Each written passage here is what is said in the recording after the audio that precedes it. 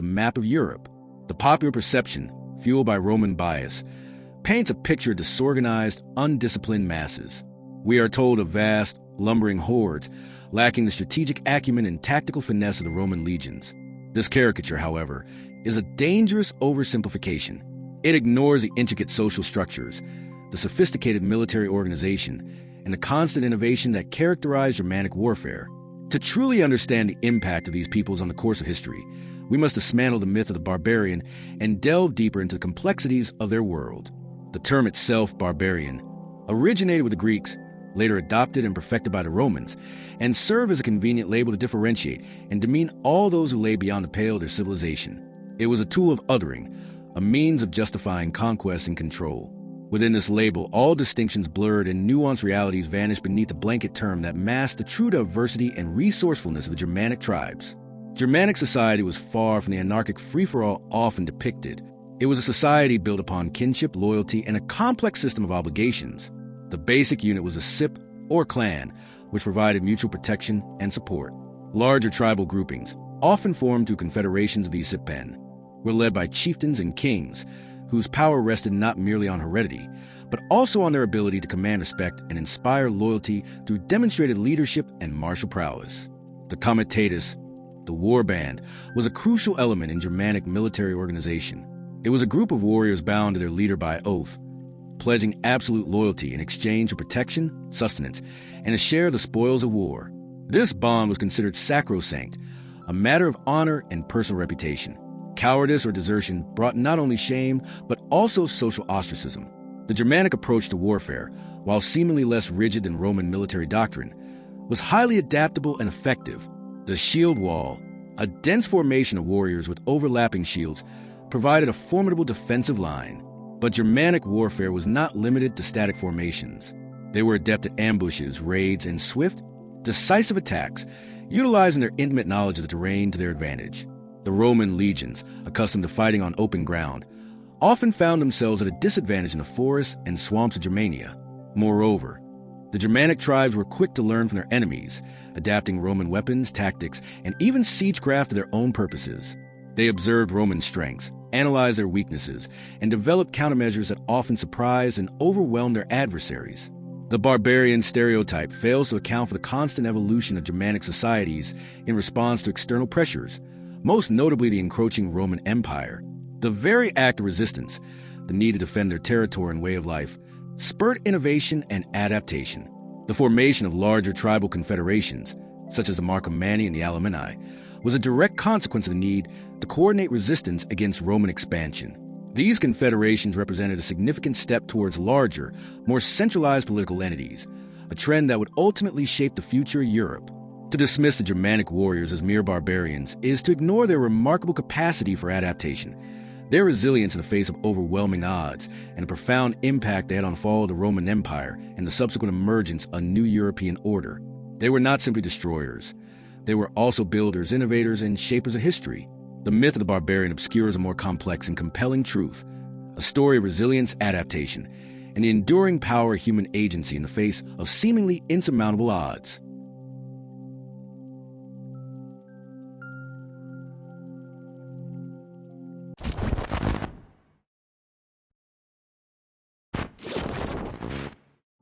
The story of the Germanic warriors begins not with grand pronouncements or centralized power, but with a gradual and often obscure genesis amongst the myths of antiquity. To truly understand the character of these formidable peoples, we must first delve into the murky origins from which they arose. Unlike the burgeoning civilizations of the Mediterranean, with their documented histories and monumental architecture, the early Germanic tribes emerged from a less well-defined past. Linguistic analysis, archaeological evidence, and the limited, often biased, accounts of their contemporaries paint a picture of a slow and fragmented ethnogenesis. Around the Bronze Age, proto-Germanic languages began to differentiate from a common Indo-European ancestor. This linguistic divergence suggests a population settling in the region of southern Scandinavia and northern Germany. From this geographical heartland, as generations passed, these proto-Germanic speakers gradually migrated and diversified, fragmenting into distinct tribes, each with its own evolving dialect, customs, and identity. What distinguished these early Germanic peoples from the Romans, Greeks, or even the Celts was not a lack of inherent capability, but rather a fundamentally different developmental trajectory. The Mediterranean world was characterized by the growth of urban centers, sophisticated administrative structures, and complex legal codes. In contrast, the Germanic tribes remained largely agrarian, their lives intimately tied to the land and the cycles of nature. Their settlements were typically small, dispersed villages, lacking the monumental architecture and concentrated populations that define urban life further south. They prioritized sustenance farming, raising livestock and hunting, fostering a connection to the natural world that deeply influenced their worldview. Crucially, the Germanic tribes lacked a centralized state. There was no emperor, no senate, no overarching bureaucracy to unify them. Political power was distributed amongst various tribal chieftains and warbands, each vying for influence and resources. This decentralized structure would have profound implications for their military organization and their interactions with the larger world. The absence of centralized authority was not a deficiency in the eyes of Germanic peoples. It was a reflection of their values and their historical circumstances. While the Romans built empires through systematic conquest and administration, relying on legions of professional soldiers and a vast logistical network, the Germanic tribes were constrained by their dispersed settlements, limited resources, and a fundamentally different social organization. The lack of cities meant a lack of readily available resources and a concentrated workforce. The Romans could draw upon the agricultural surplus of their vast territories and the skilled artisans of their urban centers to equip and maintain their armies. The Germanic tribes, in contrast, relied on the agricultural output of their own small communities, making large-scale, long-term military campaigns a significant challenge. Their metalworking skills, while impressive for the era, were not yet at the industrial scale necessary to equip vast armies with standardized weapons and armor. Furthermore, the absence of a formal state meant the absence of a standing army in the Roman sense. There was no central treasury to fund a professional military force. Instead, military service was typically an obligation for all free men of fighting age, a call to arms undertaken seasonally, usually during the warmer months when agriculture demanded less attention.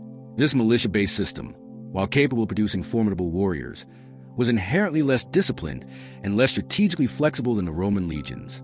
The Germanic warrior was, first and foremost, a farmer, a hunter, or a craftsman, only temporarily transformed into a soldier by the exigencies of war. This fundamental difference in social and political structure had a direct and measurable impact on the Germanic tribes' military capabilities. It dictated the tactics they employed, the weapons they wielded, and the strategies they pursued. It forced them to rely on their intimate knowledge of the terrain, their ferocity in close combat, and their ability to forge temporary alliances when faced with a common enemy. In the absence of a strong central government, the Germanic tribes developed a unique system of social and political organization based on personal bonds and familial ties. The core of this system was the SIP, the extended family or clan. The SIP provided mutual support, protection, and a sense of identity for its members. Loyalty to the SIP was paramount, and blood feuds, often lasting for generations, were a common feature of Germanic society. Beyond the SIP, tribes were often composed of several clans bound together by tradition, shared ancestry, or common interests. Leadership within the tribe rested with a chieftain, typically chosen for his prowess in battle, his wisdom, and his ability to command respect. However, the chieftain's authority was far from absolute. He was expected to rule in consultation with a council of elders or warriors, and his decisions could be challenged. Crucially, these tribal structures were fluid and adaptable. Alliances between tribes were forged and dissolved based on shifting political circumstances. Personal oaths of loyalty, often symbolized by the exchange of gifts and vows, were central to maintaining these alliances. A powerful warrior, a charismatic leader, or a shared threat could bring tribes together, while internal conflicts and competing ambitions could tear them apart. The most significant manifestation of this personal and familial structure was a Comitatus, the warband. This was a group of warriors who pledged their loyalty and service to a particular leader, typically a chieftain or a noble. The Comitatus was more than just a military unit. It was a brotherhood of warriors bound together by a code of honor and a shared commitment to victory. The leader was expected to provide his followers with food, weapons, and to share the spoils of war, while the warriors, in turn, were expected to fight bravely in his defense and to avenge his death.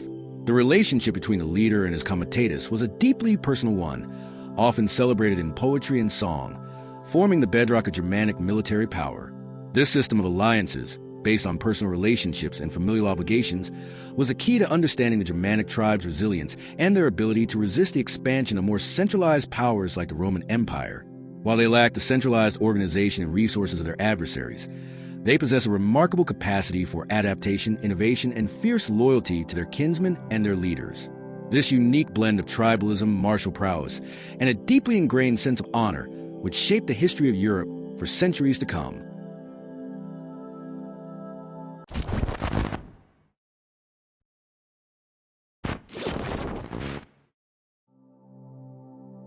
How were the Germanic warriors equipped, and what made them so lethal in battle? Imagine a battlefield, teeming with movement, the air thick with the scent of sweat and blood. On one side, the disciplined ranks of the Roman legions, clad in uniform armor, shields aligned in perfect formation. On the other, a far more chaotic sight. The Germanic warbands, a kaleidoscope of individual arms and armor, a testament to a world where personal prowess and resourcefulness dictated a warrior's gear. While the Roman war machine relied on standardized production and logistical support, the Germanic warriors' equipment reflected a different reality, a world of clan loyalties, economic limitations, and fierce independence. Unlike the professional armies of Rome, the Germanic peoples lacked a standardized system of equipment. Their arms and armor depended on their status and available resources. The Romans, masters of organization, provided their soldiers with mass-produced weaponry and armor, a testament to the power of their centralized state. A Roman legionary was reliably equipped with a gladius, pilum, scutum, and helmet, ensuring a degree of uniformity that maximized effectiveness in coordinated combat. But across the Rhine and the Danube, in the forests and marshlands inhabited by the Germanic tribes, a different paradigm prevailed. Here, the lack of a central authority capable of commissioning and distributing standardized equipment meant that a warrior's arsenal was a reflection of his wealth, status, and access to trade networks. A chieftain, flush with the spoils of war or benefiting from successful trade, might boast a finely crafted sword and a sturdy shield. A farmer, however, called to arms to defend his village, would likely be armed with a simple spear and perhaps a crude shield of wood and hide. This disparity in equipment, though seemingly a disadvantage, did not necessarily diminish the effectiveness of the Germanic warriors. It simply forced them to adapt, to utilize their skills and knowledge of the terrain to compensate for any perceived deficiencies. The disparities in wealth and access to resources manifested in a diverse array of weaponry. At the most basic level, the spear was the weapon of choice for the majority of Germanic warriors. Simple to produce and effective in both close-quarters combat and as a missile weapon, the spear was a ubiquitous tool of war. Its length and construction varied, ranging from short, thrusting spears to longer, heavier spears suitable for throwing.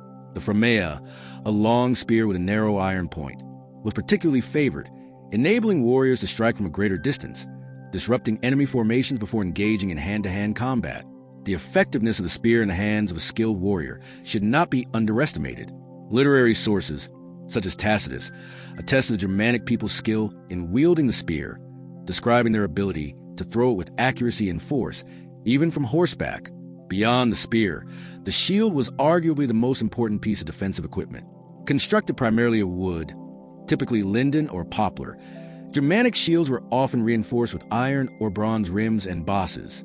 These bosses, protruding from the center of the shield, served not only to protect the wielder's hand, but also to deflect blows.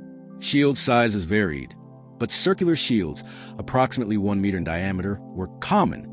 These shields provided vital protection in close-quarters combat, allowing warriors to parry blows, create defensive formations, and even use the shield itself as a weapon, slamming it into their opponents to create openings for attack. The decoration of these shields also held significance, often adorned with painted symbols, tribal markings, or even simple geometric patterns. The shield served as a visual representation of a warrior's identity and allegiance. Swords, while not as common as spears, represented a significant investment and were typically reserved for warriors of higher status. These swords, often of pattern-welded steel, were highly prized possessions, meticulously crafted and carefully maintained.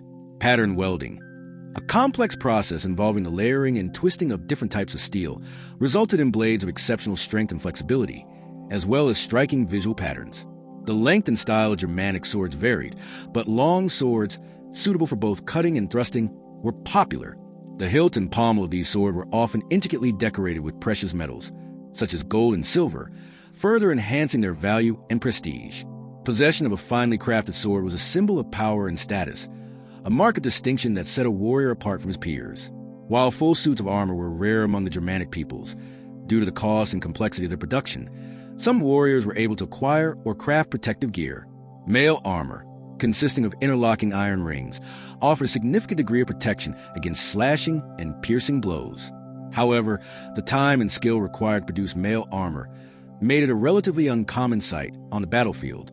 More commonly, warriors might wear leather armor, reinforced with metal plates or scales. Helmets, too, were a coveted piece of equipment, offering crucial protection to the head. Simpler helmets were constructed of leather or iron bands, while more elaborate helmets might be crafted from a single piece of metal, often adorned with decorative elements such as crests or cheek pieces. From spears and shields to swords obtained through trade or plunder, Germanic warriors used what they had available with great effectiveness. Despite the lack of standardized equipment, the Germanic warriors were far from ineffective. Their strength lay not in uniformity but in adaptability. They mastered the use of their limited resources, becoming skilled at crafting their own weapons and armor. They learned to fight in loose formations, utilizing their knowledge of the terrain to their advantage. And they compensated for any perceived deficiencies in equipment with their ferocity, courage, and unwavering commitment to their comrades. Furthermore, the Germanic warriors were adept at acquiring equipment from their enemies. Raids on Roman settlements and victories in battle provided opportunities to seize weapons and armor, further supplementing their own arsenals. This process of cultural exchange, driven by both trade and conflict, contributed to the evolution of Germanic weaponry and tactics, constantly adapting to the challenges posed by their enemies. The image of the Germanic warrior, armed with a spear and shield, might seem simplistic compared to the heavily armed Roman legionary. But beneath this apparent simplicity lay a complex reality of adaptation, resourcefulness, and fierce determination. The Germanic warriors, equipped with whatever they could obtain, forged themselves into a formidable fighting force, capable of challenging the might of the Roman Empire and ultimately shaping the course of European history. Their legacy is a testament to the enduring power of human ingenuity and the ability to overcome adversity through skill, courage, and unwavering resolve.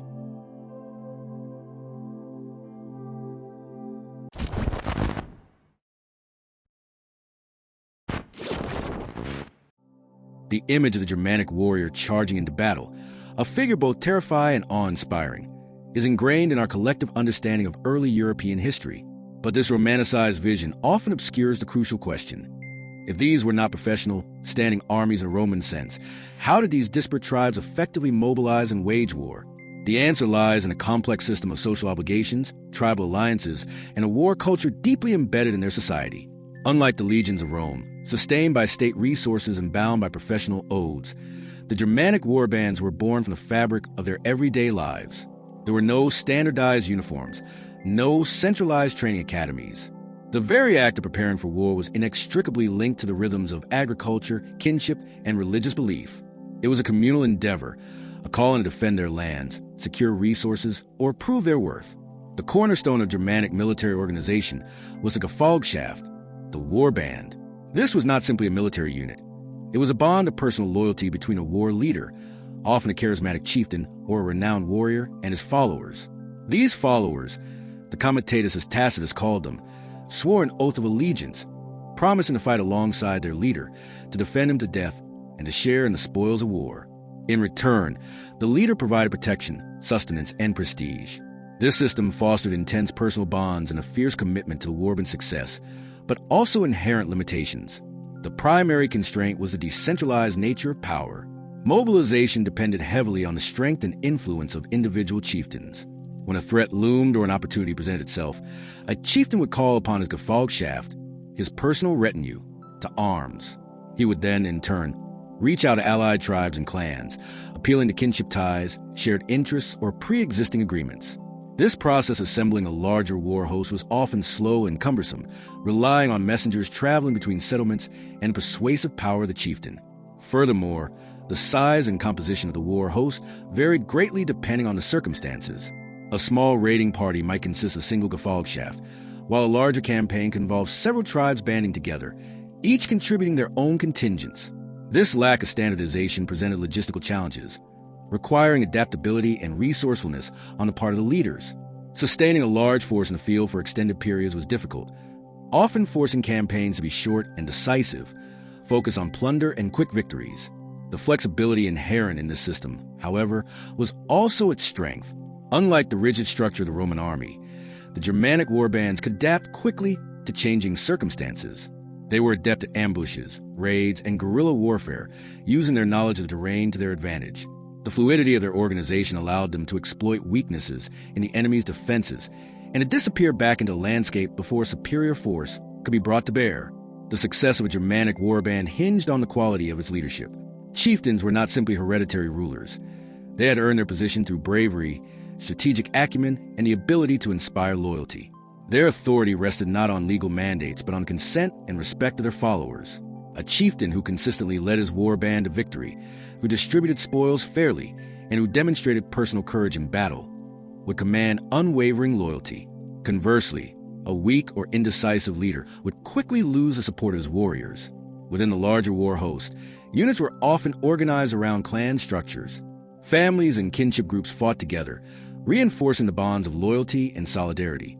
This clan-based organization gave each contingent its own distinct character and fighting style. Some clans might be renowned for their spear-fighting prowess, while others specialized in archery or horsemanship. This diversity added another layer of complexity to the overall war host, but also contributed to its resilience.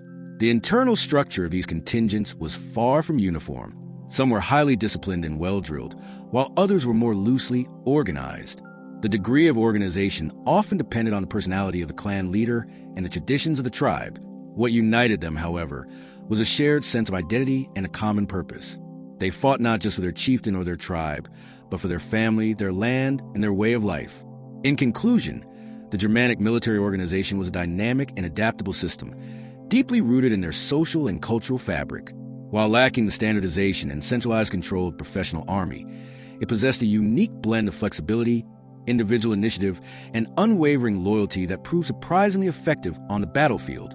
The Gefolgschaft, the warband, served as the cornerstone of the system, providing the framework for mobilizing warriors and forging bonds of camaraderie.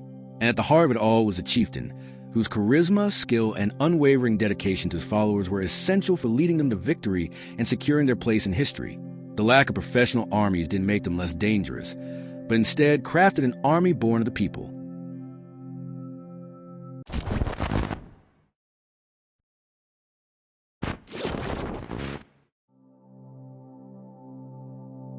For centuries, the image of the Germanic warrior has been painted in broad strokes: a wild, unkempt barbarian, fueled by berserker rage, charging headlong into the ranks of disciplined Roman legions. The stereotype persists, a vision of brute force overcoming tactical finesse. But is this perception accurate? Were the Germanic tribes truly devoid of strategic thought, their victories solely attributable to overwhelming aggression and sheer luck? The answer, as history often reveals, is far more complex. The notion that Germanic warfare consisted solely of frontal assault stems, in part, from Roman accounts. Roman historians, such as Tacitus, certainly emphasize the ferocity and recklessness of Germanic attacks.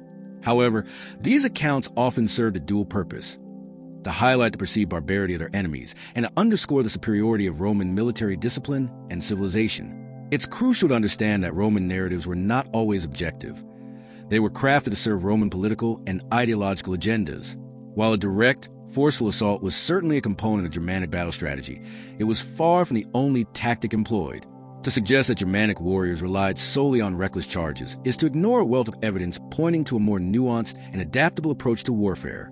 Archaeological findings, coupled with careful reevaluation of Roman sources and comparisons with the military practices of other contemporary societies, paint a different picture. One of the most effective tactics in the Germanic arsenal was the ambush. Operated within their familiar and often dense forest environments, Germanic warriors were masters of concealment and surprise. Small war bands could lie in wait, concealed amongst the trees, along roadways, or near river crossings. When a Roman column, a supply train, or even a larger legionary force passed by, they would erupt from their hidden positions, unleashing a devastating volley of javelins and then engaging in close combat. The element of surprise could shatter Roman formations, creating chaos and disarray, making the disciplined legionaries vulnerable to the ferocity of the Germanic attack. Such ambushes were particularly effective against Roman logistical operations, disrupting supply lines and hampering Roman military campaigns.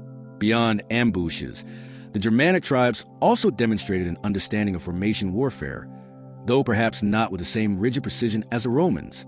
The boar snout, or wedge formation, often described by Roman observers, was a key tactic. This formation, consisting of a densely packed group of warriors arrayed in a triangular shape, aimed to penetrate the enemy lines by concentrating force at a single point. The wedge, spearheaded by the strongest and most experienced warriors, could cleave through enemy ranks, creating a breach for following warriors to exploit. This tactic was not merely a mindless rush. It required coordination, timing, and a discipline to maintain the integrity of the formation under intense pressure. Another crucial element of Germanic warfare, often overlooked, was the strategic use of intimidation. The birthright, a loud, rhythmic war cry, served not only to rally their own forces, but also to unnerve and demoralize the enemy. This coordinated roar, amplified by shields and weapons, was designed to instill fear and doubt in the hearts of opposing soldiers before the battle even began. Imagine the psychological impact of such a sound, emanating from a mass of warriors emerging from a forest. It was a form of psychological warfare designed to gain a crucial advantage. Furthermore, it's important to consider the adaptability of Germanic warbands. They were not simply limited to large-scale, set-piece battles. They were equally adept at engaging in what we might today term guerrilla warfare. Raids, skirmishes, and hit-and-run attacks were common tactics, designed to harass the enemy, disrupt their operations, and bleed them dry over time. They understood the value of striking at vulnerable points, such as undefended settlements or isolated outposts. This ability to adapt their tactics to the specific circumstances of the conflict was a significant factor in their success against the Roman Empire. In conclusion, the image of the Germanic warrior as a mere brute, devoid of strategic thought, is a vast oversimplification. While their attacks were undeniably aggressive and often characterized by ferocious intensity, they also employed a range of tactics, including ambushes, wedge formations, the use of intimidation to the birthright, and guerrilla warfare. They adapted their fighting style to the terrain, the enemy, and the specific objectives of the conflict. The Germanic tribes were not simply barbarians. They were skilled and resourceful warriors who understood the art of war, and their victories were a testament to their tactical flexibility and adaptability, qualities that ultimately challenged the might of the Roman Empire.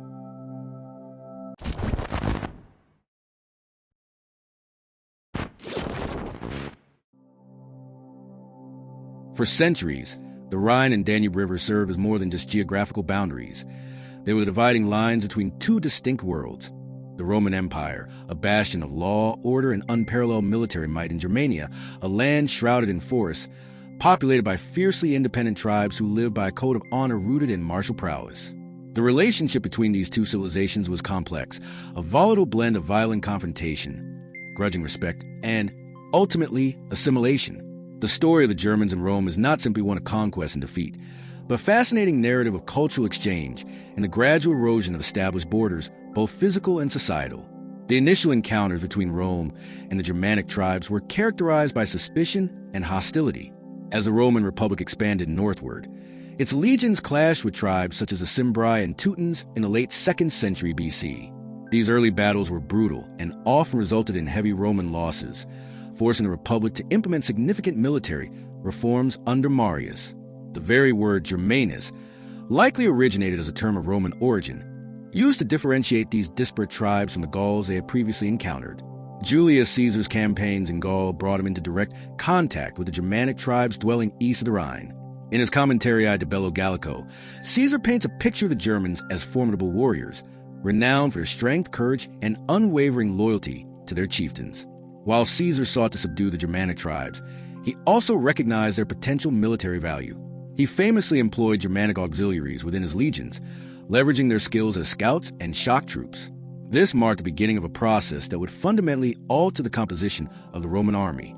The reign of Augustus witnessed a more concerted effort to extend Roman control east of the Rhine. The ambition of Roman expansion culminated in the disastrous Battle of the Teutoburg Forest in 9 AD. Arminius, a Cherusite prince who had served in the Roman army and possessed Roman citizenship, turned against his former masters, leading a coalition of Germanic tribes in a devastating ambush that annihilated 3 Roman legions under the command of Publius Quinctilius Varus. The scale of the Roman defeat shocked Augustus, who is said to have lamented, "Varus, Varus, give me back my legions." The Teutoburg Forest became a symbol of the limits of Roman power and effectively halted any further large-scale Roman attempts to conquer Germania.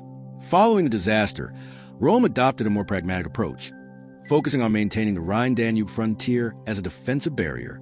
Fortified camps, watchtowers, and roads were constructed to patrol the border and prevent large-scale incursions. However, even as Roman legions stood guard, the integration of individual Germans into the Roman army continued.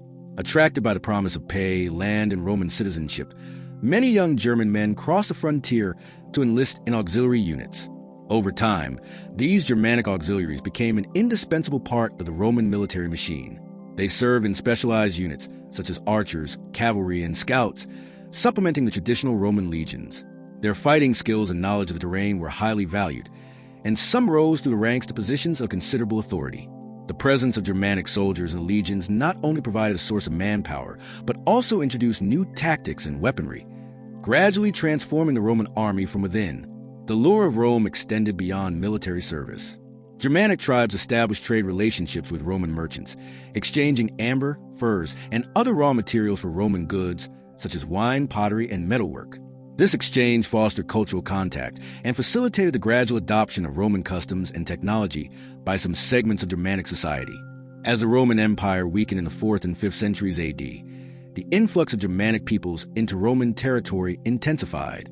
Faced with increasing pressure from migrating tribes in the east, Germanic groups such as the Visigoths, Ostrogoths, and Franks sought refuge within the borders of the empire. Initially, these groups were often settled as foederati. Allied tribes granted land and autonomy in exchange for military service. However, as the central authority of the Roman Empire crumbled, these Germanic foederati gradually asserted their independence. They established their own kingdoms within the former Roman provinces, carving out territories for themselves and establishing new political structures. Figures like Alaric, the Visigothic king who sacked Rome in 410 AD, and Odoacer, the Germanic chieftain who deposed the last Roman emperor in the west in 476 AD, exemplified the growing power and influence of the Germanic peoples. These Germanic kingdoms, such as the Visigothic kingdom in Spain, the Ostrogothic kingdom in Italy, and the Frankish kingdom in Gaul, represented a fusion of Roman and Germanic cultures. The Germanic rulers often adopted Roman legal systems, administrative practices, and even the Christian religion. However, they also maintained their own Germanic traditions, such as their warrior ethos and their systems of tribal governance. The legacy of the Germanic people's integration into the Roman Empire is profound. They not only contributed to the decline and fall of the Western Roman Empire, but also laid the foundations for the emergence of the medieval Germanic kingdoms that would shape the future of Europe. Their transformation from enemies to allies, from barbarians of the gate to soldiers and leaders within the empire, is a testament to the complex and dynamic interplay between Rome and the Germanic world, a story of conflict, assimilation, and ultimately, the redrawing the map of Europe. The Roman army, once a symbol of Roman dominance, ironically became a vehicle for the dissemination of Germanic power and influence, ensuring that the legacy of the Germanic tribes would endure long after the fall of Rome itself.